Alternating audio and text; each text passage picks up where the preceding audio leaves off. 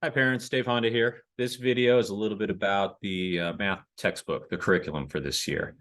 If you need to reach me, my email is dhonda@sandy.net. Okay, so basically what I wanted to get at was this, is that, oops, that's not what I wanted. There we go.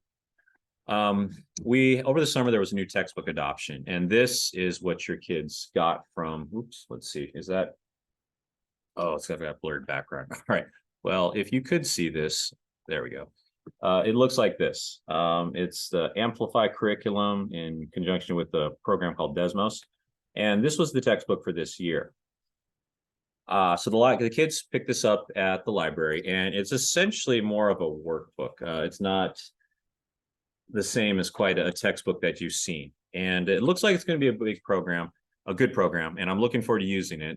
Only issue was this, is that if you look at the title there, it says early adopter. And what made me a little nervous was that when they told us we'd be using this, they said that right now, the first two units, which are in this text or workbook, are ready to go.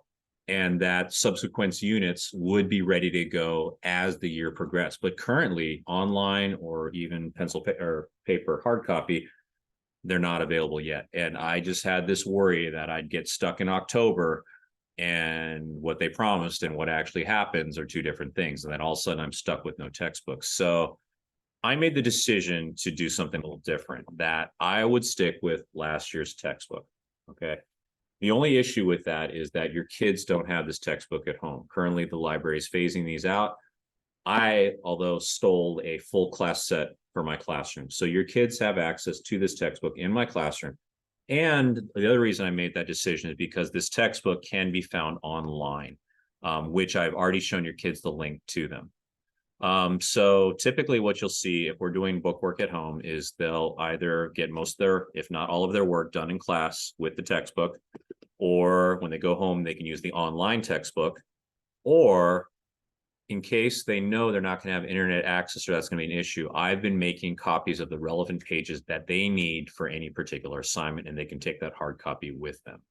Okay. In the meantime, though, I don't want to just completely throw this out the window. So what I did was when the kids got these from the library, I kept them and I've got them in my classroom, where when we get to these chapters, like their chapter 1 is actually our chapter 2. It's on geometric transformations.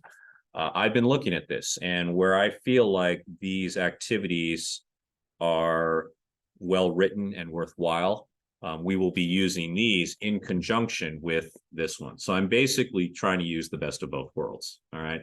But again, I decided not to take the full leap into this curriculum because I'm just very worried that I'm going to get stuck in a situation later in the year where the publishers don't have things ready as promised. Okay. Hopefully they will, and hopefully it'll all go smoothly, but why take chances? All right. So that's why when your kids came home, they did not have a math textbook, is because the only book they got was this, and I'm keeping these in the classroom so that I can, it's basically perforated pages and I can tear these out. So I wanted to keep them in the classroom. And in the meantime, once again, your kids have access to these in the classroom.